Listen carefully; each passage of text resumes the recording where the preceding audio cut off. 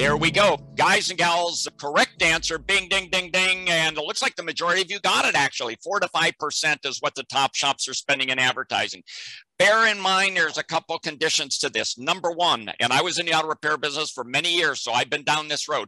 If you're turning around a failing facility, if you have a facility that is upside down that you bought, you got to rebrand it and do everything else, you're going to have to dump a ton of money in it, and it's going to be far more than 4 to 5%.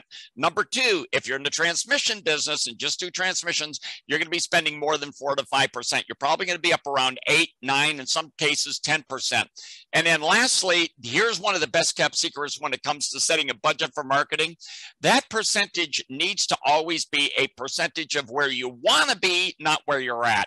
So right now, if you're doing $750,000 in sales and you want to do $1 million a year in sales, then make sure that that budget is going to be 4 to 5% of the $1 million, not 4 to 5% of the $750,000. So